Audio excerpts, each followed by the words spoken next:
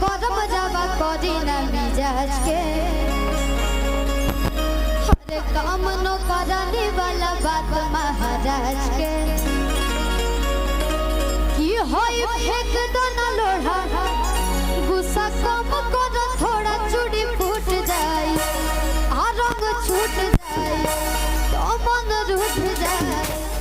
कि तहारा राजा जी के दिलवा टूट जाए। अगर ऐसे करबू बहुत दिक्कत होला हमरा कहत रे का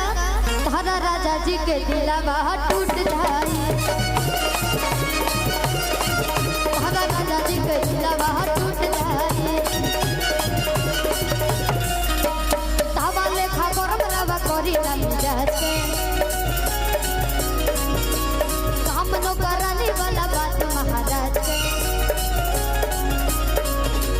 तावा लेखा गरम रवा करी ना मिजाज के काम न कराने वाला बात महाराज के की होई फेंक दो ना लोढ़ा गुस्सा कम करो थोड़ा चूड़ी फूट जाए भाई फेंक दो ना लोढ़ा गुस्सा कम करो थोड़ा चूड़ी फूट जाए रंग छूट जाए धमन रूठ जाए तारा राजा जी के दिलवा टूट जाए तारा राजा जी के दिलवा टूट जाए।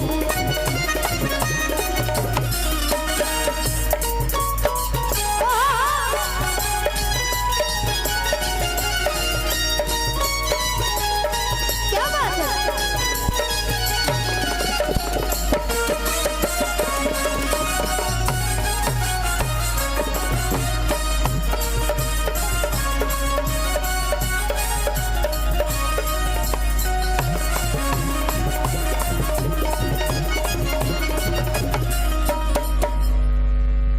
खिसियालू काहे रिसियालू काहे आबाड़ू चालू तो बोलला चालू काहे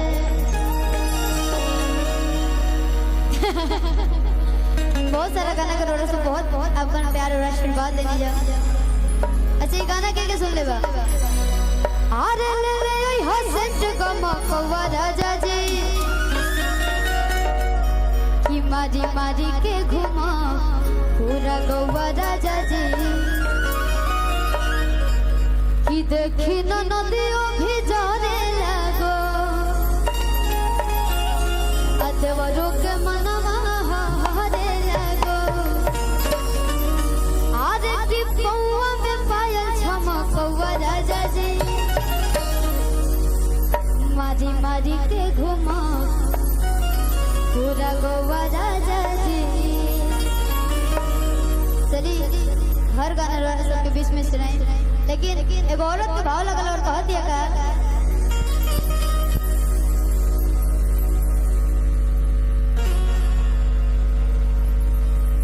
ए राजा जी शादी करवा लेने कौना कहिया करवाए औरत ये कह दिया कैसे कि पिया का जवाल होगा बनवा कि पिया का जवाल होगा बनवा ए राजा का जवाल होगा बनवा कि भावे नहीं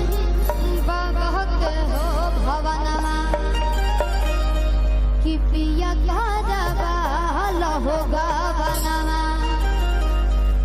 औरतिया बड़ी दर्द में भी और कहतिया का कि पिया का जवाल होगा बनवा कि पिया का जवाल होगा बनवा कि पिया का जवाल होगा बनवा राजा का जवाल होगा बनवा। ए राजा जी कि भावे नहीं बाबा के हो भवनवा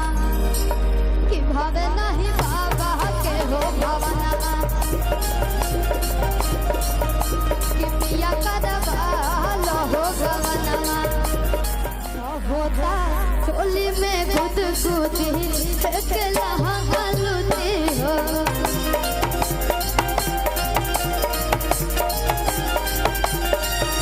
सहाई चढ़ली जवनिया के अगिया कैसे बुझी हो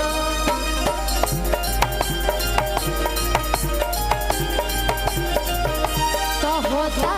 चोली में गुदगुदी फेंकला गलती हो होई चढ़ली जवनिया के अगिया कैसे बुझी हो कि पिया करवाला हो गवनवा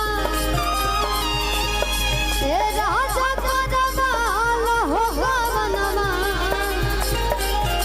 कि पिया करवाला हो गवनवा राजा करवाला हो गवनवा कि भावे नाही बाबा के हो भवनवा का कही जे